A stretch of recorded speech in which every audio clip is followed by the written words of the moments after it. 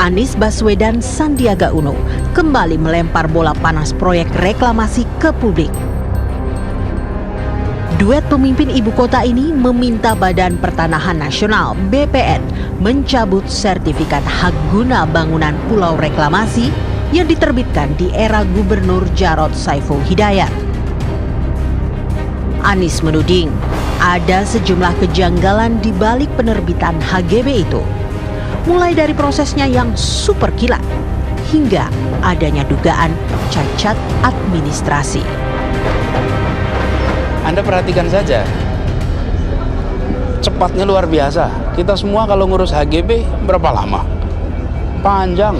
Ini dimasukkan tanggal berapa, keluar tanggal berapa, diukurnya kapan, keluarnya kapan. Banyak sekali hal-hal yang membuat kita semua bertanya apa yang terjadi.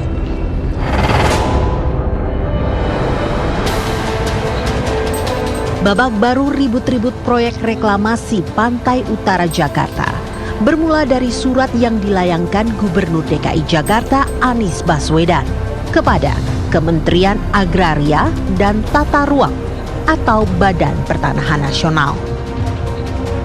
Dalam surat tertanggal 29 Desember 2017 itu, Anies meminta BPN mencabut HGB Pulau D dan menghentikan proses penerbitan HGB Pulau C dan G.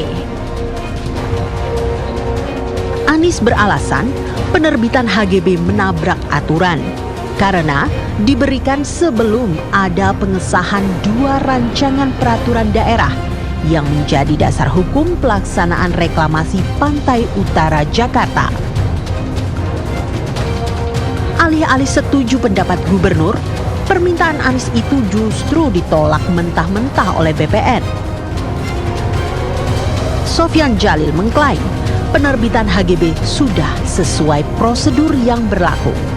Jika HGB dicabut, maka akan menimbulkan ketidakpastian hukum bagi pengembang.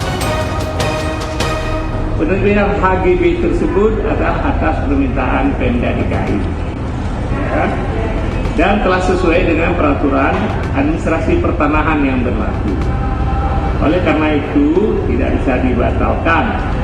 Karena kalau kita batalkan, ini akan menciptakan ketidakpastian hukum. Masih, kalau Pemda tidak sepakat dengan kami, Pemda bisa menggugat BPN ke PT UN atau perdata.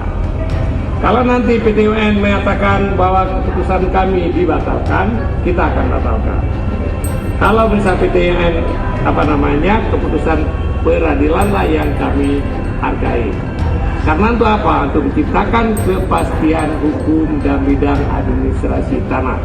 Sekali kita batalkan hal yang seperti ini, maka produk BPN tidak akan menjadi dipercaya oleh masyarakat.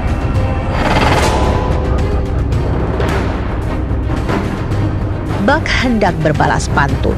Anies merespon penolakan BPN dengan membeberkan pelanggaran-pelanggaran dalam penerbitan HGB Pulau Reklamasi. Anies bersikukuh permintaan pencabutan HGB sah, sebagaimana diatur dalam Peraturan Menteri Agraria atau Kepala BPN Nomor 9 Tahun 1999. Kami melihat ada cacat administrasi di dalam proses penerbitan HGB itu. Dasarnya adalah Peraturan Menteri Agraria nomor 9 tahun 99 itu mulai dari pasal 103 sampai pasal 133 itu di sana membahas semua tentang pembatalan HGB. Jadi ada klausulnya yang memungkinkan. Nggak ada istilah pulau, yang ada adalah pantai.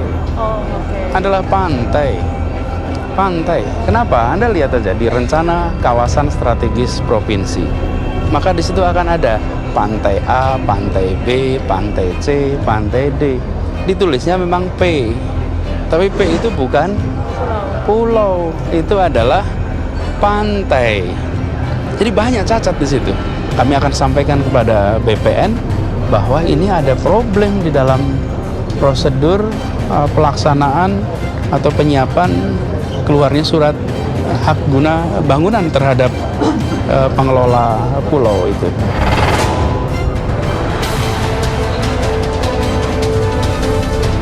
Sementara itu mantan Gubernur DKI Jakarta, Jarod Saiful Hidayat enggan menanggapi tudingan ada cacat administrasi dalam penerbitan HGB Pulau Reklamasi di era kepemimpinannya. Jarod memilih fokus pada pencalonan dirinya dalam Pilkada Sumatera Utara. Sedikit aja Pak, gimana Pak? Kalau itu khusus ya, jadi sebaiknya kita fokus ke Rakernas ya, jadi kita fokus ke Rakernas.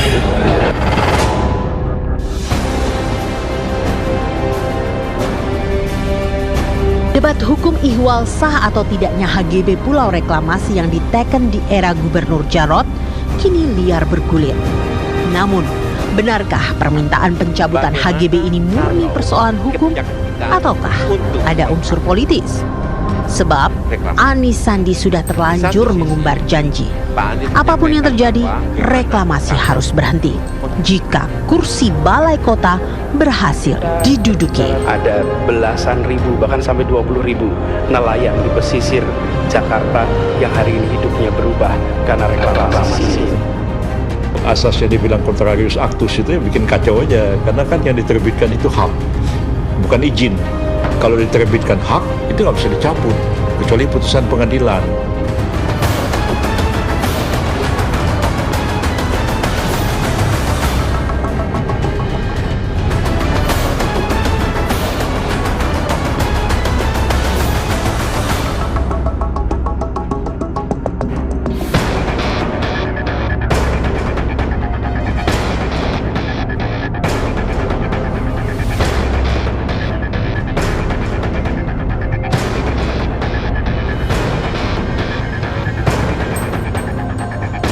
Langkah Gubernur DKI Jakarta, Anies Baswedan, meminta Kementerian Agraria dan Tata Ruang atau Badan Pertanahan Nasional mencabut hak guna bangunan Pulau Reklamasi menuai perdebatan. Balai Kota dengan pemerintah pusat lagi-lagi tak satu suara menyikapi reklamasi. Debat hukum mengenai sah atau tidaknya HGB Pulau Reklamasi pun bergulir. Mengapa Anies Sandi ngotot membatalkan sertifikat HGB? Bukankah HGB keluar atas rekomendasi dari pemilik hak pengelolaan lahan yang notabene adalah Pemprov DKI sendiri? Ada keberatan ya, bisa saja ngajukan keberatan. Ya, tapi apakah cukup alasan? Nah, itu BPN nanti saya katakan tadi ada dua kemungkinan, bisa diterima, bisa juga ditolak. Tapi kalau sekarang sudah dikatakan bahwa sudah sesuai dengan peraturan perundangan, sesuai prosedur, ya besar kemungkinannya BPN akan menolak. Karena kan yang diterbitkan itu hak, bukan izin. Kalau diterbitkan hak, itu nggak bisa dicabut, kecuali putusan pengadilan, kecuali izin. Ya.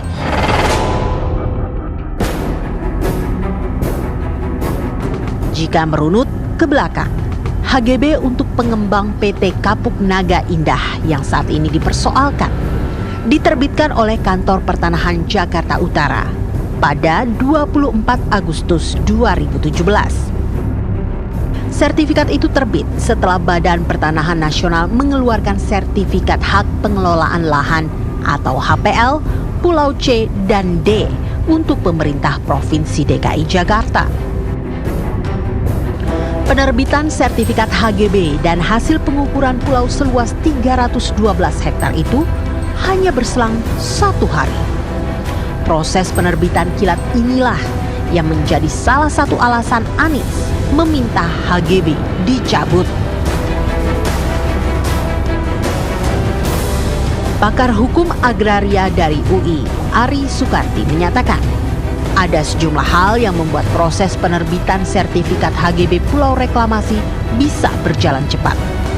Ia pun menyatakan HGB tidak bisa dicabut begitu saja. Untuk tanah-tanah reklamasi, ya HGB di atas HPL, itu cukup dengan SK Kepala Kantor Pertanahan saja. Nah itu kan jadi memang itulah yang menyebabkan itu bisa cepat. Karena dia mengajukan permohonannya di Kantor Pertanahan Jakarta Utara, lalu diolahnya di Jakarta Utara, kemudian dia buat SK. Kepala Kantor Pertanahan itu juga yang membuat SK, dan kemudian didaftarkan pada Kantor Pertanahan Jakarta Utara. Jadi bukan soal tergesa-gesa. Kalau semua diolah oleh satu kantor itu mudah sekali. Lagi pula itu kan tanah HPL atau tanah negara, itu mudah sekali. Menteri ATR tidak mungkin dia mau membatalkan, karena ya kan kementerian itu yang memberikan HPL-nya, terus dasar pemberian HGB di atas pengelolaan itu atas rekomendasi Pemda.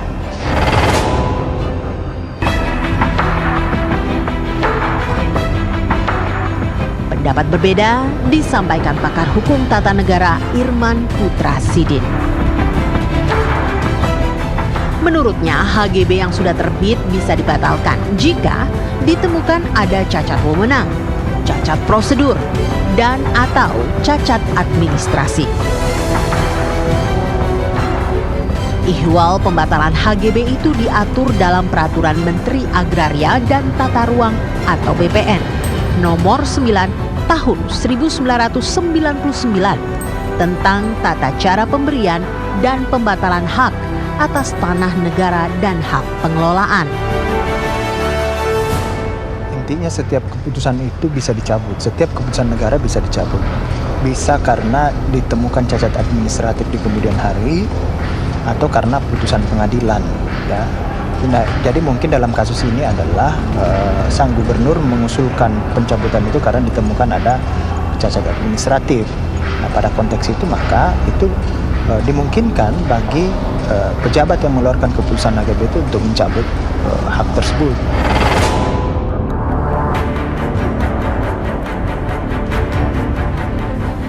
Meski pembatalan HGB dimungkinkan secara hukum, namun anggota DPRD DKI Jakarta Joni Simanjuntak menyatakan pencabutan sepihak bisa menimbulkan ketidakpastian hukum di kalangan pengembang dan investor. Ia pun menilai belum disahkannya 2 raperda reklamasi tidak bisa dijadikan sebagai alasan permohonan pencabutan HGB Pulau C, D, dan G. Pengembang itu sebelum mendapat HGB kan ada juga dia menerima hak pengelolaan lahan, penggunaan lahan dari eksekutif kepada mereka. Berdasarkan HPL itulah mereka mengurus HGB. Bahwa HGB sudah diserahkan kemudian, saya pikir tidak begitu mengganggu kepada 2 raperda ini. Karena itu bisa berjalan beriringan kok. Kalau beliau misalnya mengambil keputusan seperti itu secara sepihak, ini kan nanti bisa menjadi multiplier, bisa menjadi efek yang negatif di hari-hari yang akan datang. Mungkin para investor juga kan nanti kan akan punya image bahwa di Jakarta ini kepastian hukum tidak ada.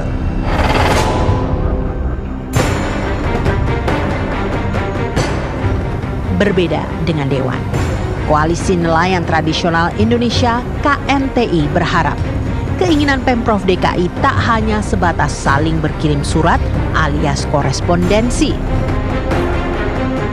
Berdasarkan Undang-Undang 27 tahun 2007 tentang pengelolaan wilayah pesisir dan pulau kecil, praktek-praktek reklamasi dan lain sebagainya yang menggunakan ruang laut ini harus ada rencana zonasi. Sementara di DKI Jakarta ini belum ada, raperda zonasinya ini belum ada. Sementara bangunan ini sudah ada, ini kan cacat substansi.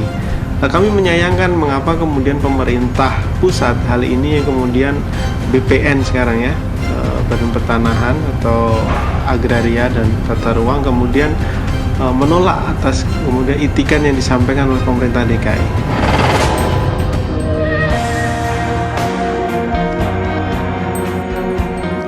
Seperti halnya Balai Kota dan pemerintah pusat, sikap masyarakat seolah terbelah dalam menanggapi persoalan HGB Pulau Reklamasi.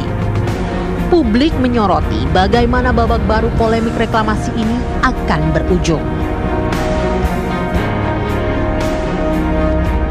Masalah ini bisa kita cari jalan keluarnya adalah setelah mendengar sikap Presiden Jokowi terhadap ini apa.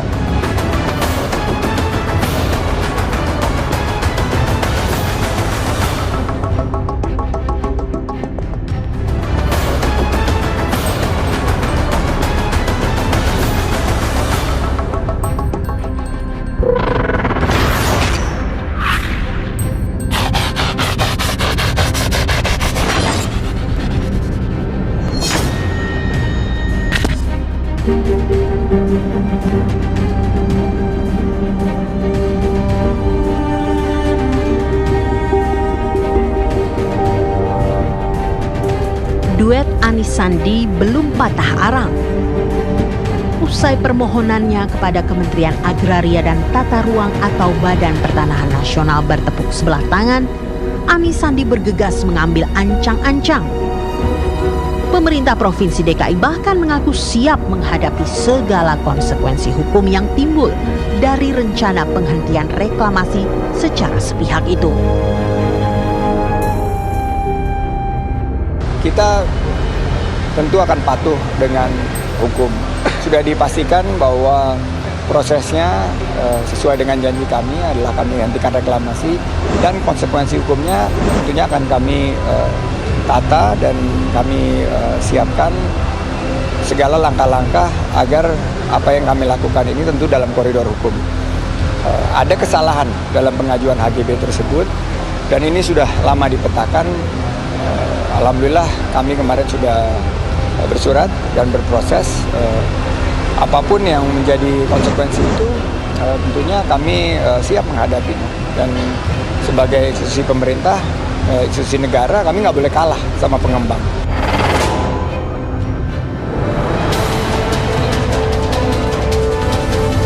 Pesan Sandi jelas. Gertakannya soal penghentian reklamasi tak ingin hanya sebatas isapan jempol. Meski begitu, klaim temuan cacat administrasi sebagai bekal pengajuan penghentian ataupun pembatalan sertifikat HGB pulau-pulau reklamasi itu sepertinya bakal menghadapi jalan terjal nan berliku. Fakta di lapangan, Peraturan Menteri Agraria atau Kepala BPN nomor 9 tahun 1999 pasal 104 yang menjadi acuan Anies Sandi kerap mentok di tengah jalan. Advokat senior Yusril Iza Mahendra ikut menyoroti upaya hukum yang mungkin ditempuh Pemprov DKI.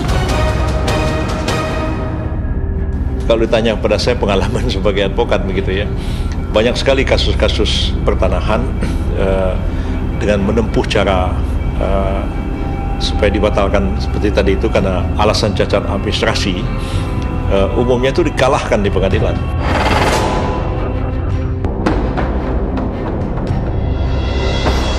Sulit dipungkiri, bila dibalik upaya Anies Sandi yang getol memperkarakan HGB Pulau Reklamasi itu bebas dari muatan politik. Persoalannya, gaya komunikasi Anies maupun Sandi yang berambisi memenuhi salah satu janji kampanyenya itu justru memantik multitafsir. Jadi ketika dia mengkomunikasikan saya tolak reklamasi, cara dia mengatakan tolak reklamasi itu dibayangkan orang bukan hanya HPU-nya yang ditarik, ya kan, KTP-nya yang ditarik, semua pulau-pulau itu juga dibongkar, kira-kira gitu loh, Pak, di mata publik.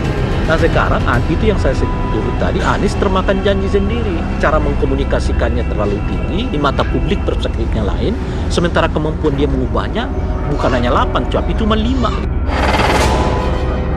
Kalau saya dengar apa yang diucapkan Pak Sandiaga Uno, Wagub DKI, mau dibatalkan reklamasi, Pemda DKI siap mengembalikan uang. Ini apanya? Reklamasinya mau dibatalkan atau HGB-nya mau dibatalkan? Kalau reklamasinya, ini kan ada perjanjian antara Pemda DKI dengan pengembang. Biaya reklamasinya berapa triliun, segala macam, berapa lama pengerjaannya. Kalau itu mau dibatalkan, ya tidak mudah membatalkan itu. Baik Anies maupun Sandi tentu sadar urusan penghentian ataupun pembatalan hak guna bangunan untuk Pulau C, D maupun G reklamasi tidak akan mudah. Ada kesalahan administrasi yang selama ini tidak diperhatikan oleh Pak Anies adalah HGB-nya itu kok masuk HGB-nya Kamal Muara. Kamal Muara kan kelurahan di darat. Sementara belum ada ketentuan, belum ada perda, belum ada peraturan pemerintah bahwa pulau reklamasi itu merupakan bagian dari kelurahan Kamal Muara. Jadi kalau misalnya Pak Anies mau bertindak lebih lanjut, maka dia harus mempertanyakan BPN. Ente bilang ini bagian dari Kamal Muara, siapa yang bilang? Oh yang kuasa di ini kok pulau reklamasi itu belum ada statusnya kok. Nah kalau benar-benar sebetulnya target dia mau mencabut HGB itu, apapun mekanismenya akan dia tempuh. Kalau mentok mekanisme dialog dengan BPN, dia akan masuk ke pengadilan. Kemana bola panas HGB reklamasi ini bergulir? Bisa saja mengarah ke istana. Bila tak segera tuntas, bukan tidak mungkin istana bakal diminta bersikap tegas menengahi perselisihan ini. Masalah reklamasi ini tidak berdiri sendiri, tidak hanya merupakan bagian dari tugas dan kewenangan pemerintah DKI Jakarta, tapi juga merupakan tugas dan bagian dari kewenangan pemerintah pusat. Nah, di sini kan hubungan harus kita lihat. Kita lihatnya harus di situ. Nah, yaitu bagaimana hubungan timbal balik antara pemerintah daerah sebagai bawahan dari pemerintah pusat dalam konteks. Nah, masalah ini bisa kita cari jalan keluarnya adalah setelah mendengar sikap Presiden Jokowi terhadap ini apa.